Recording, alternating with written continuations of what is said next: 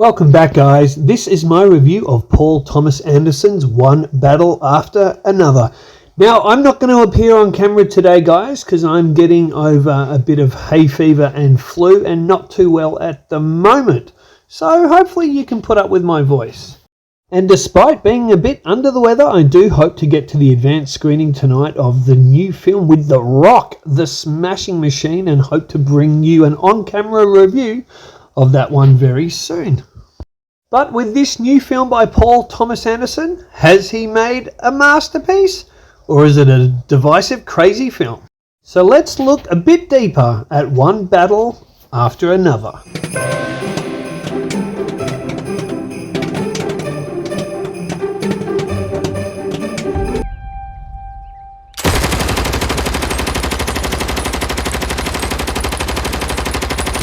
What are you gonna do about this baby?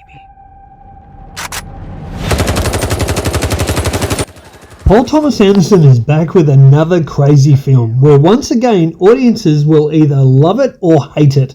Not everyone's favourite downtime is spending close to 3 hours in the cinema watching such an auteur as Paul Thomas Anderson apply his craft. Especially not one that deals with such heavy topics as illegal immigration, assassinating political opponents, especially in today's climate, blowing up government buildings and stirring up revolutions, which some critics are calling a 3-hour Antifa recruitment drive, which, yeah, I can understand why, until you give the film a bit of a go. My regular viewers here know I mainly view and review films from 3 key points of view, which are 1. From a filmmaker's perspective, the art, the craft, the music score, shot composition, screenplay, and of course direction. Number 2. Is the film worth your money, which in today's economy is important, though I will as often possible guide my audience to support their local economy and cinemas by recommending they jump in their car and go to their local cinema to support said film. Number 3. My honest, brutal thoughts on the film, but keeping in mind not all films are made for all audiences. Just ask that retarded round moon-faced Ryan Johnson about the destruction of Star Wars with that abomination The Last Jedi.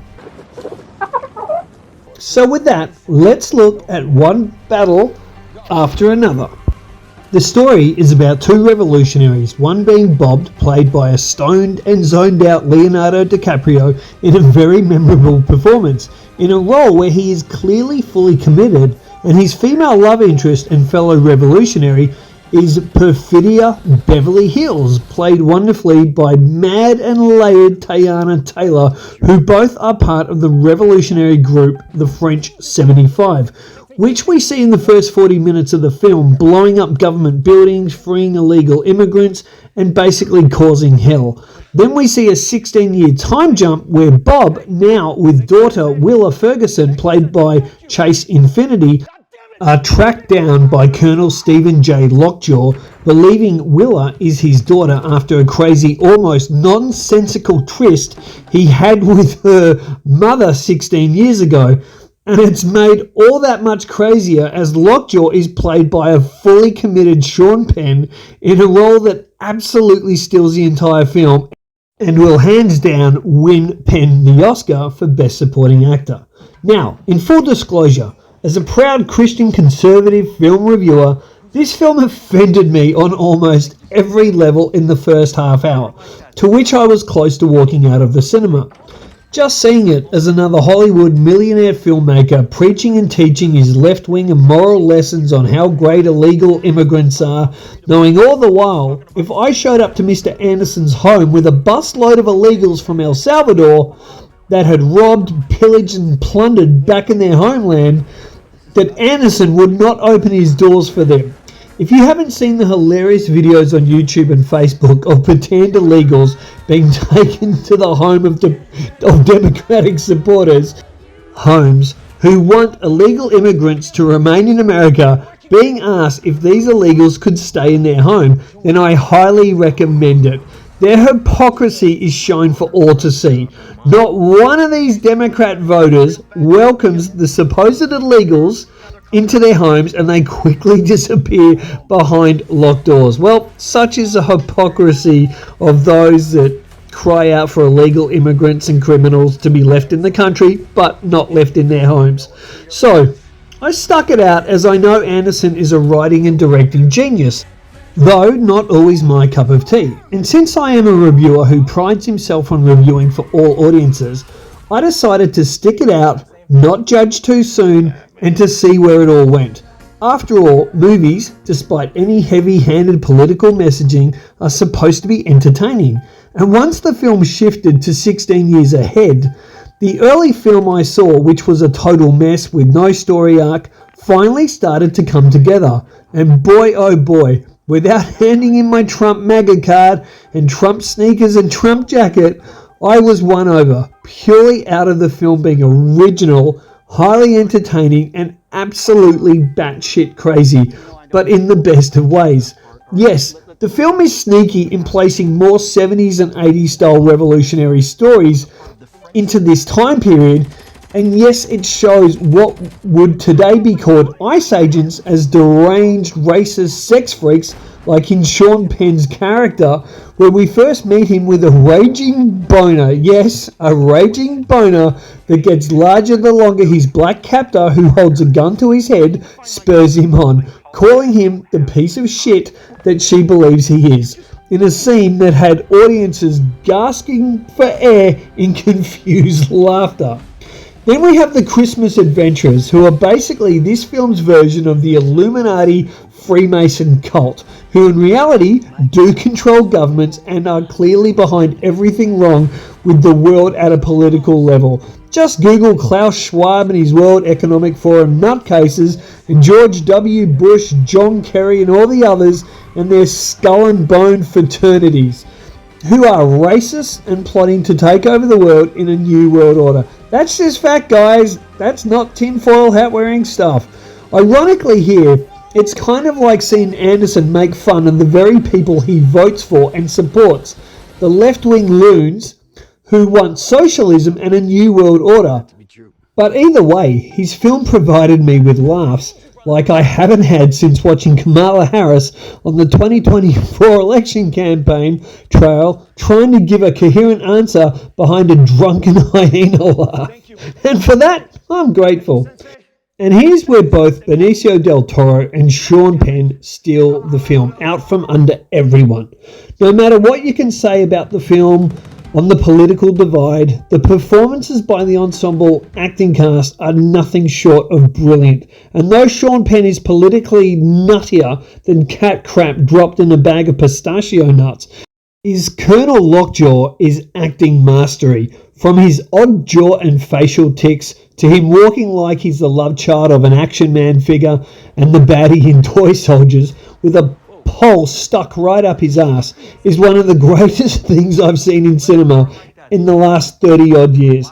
Every time Penn is on screen, I would burst out laughing, and his character has layers, going from the snidey ass kisser when he's in the presence of the Christmas Adventurers as he seeks membership in their cult, to his almost Terminator-like hunting of who he believes to be his daughter, and his almost cockroach-like survival skills. Del Toro as Sensei Sergio is hilarious.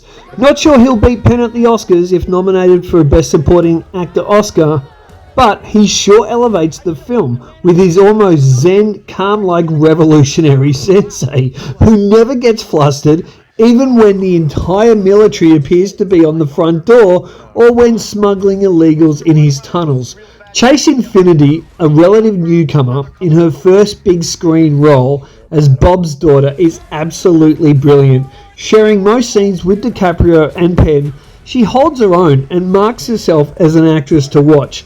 The big star here though, absolutely, despite how much coke he snorted when writing this batshit crazy screenplay, is Paul Thomas Anderson, who somehow juggles all this craziness into a smooth, hilarious story that he does pull off in epic fashion and culminates in one of the most original and mesmerizing car chases you will ever see on film, where you rarely see the exterior of the car, but instead you see the characters inside the car with faces of desperation and the car's POV as it careens at high speed up and down hilly roads. It's so simplistic but incredible at the same time, and the editing here is sublime. The film has been heavily praised for its cinematography as it was filmed in true VistaVision. However, there are many moments, especially interior moments, where there's clearly no lighting setups, and Anderson allows natural light.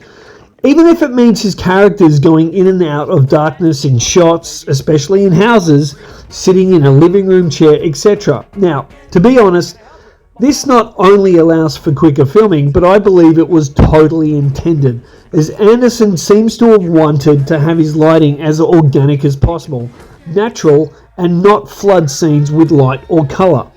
The score, on the other hand, though effective, is very grating with its piano pieces, as though a drunk cat landed on the piano keys and started to chase a rat around, and those sounds were recorded and placed into the score. I guess it works for the maniacal craziness of the film, but seriously, I was wishing I had earplugs at times while watching this 170 minutes beast of a film in cinemas. My overall thoughts on One Battle After Another is, it's crazy, full on, but highly entertaining. All characters are fleshed out, but not all grow, as most are the exact same from start of the film to the finish of the film, which some will see as hurting the film. But through the near 3-hour runtime, all characters go through various arcs, and with the comedy heightened, especially during a rooftop chase, where we see one of the characters falling into a tree and Bob having a long-running argument with a revolutionary member over the phone, as Bob can't remember a password. The film never stops entertaining, and once again, this thing is just worth the price of admission alone to see Sean Penn in what could go down as one of the great screen villains of all time as Colonel Stephen J. Lockjaw.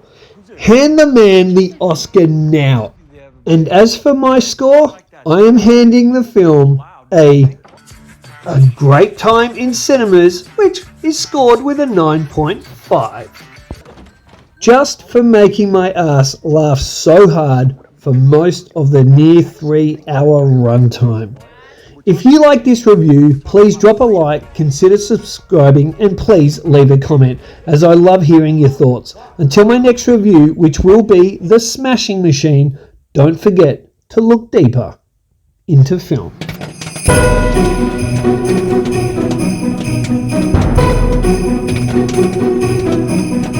This shit is bananas, dog.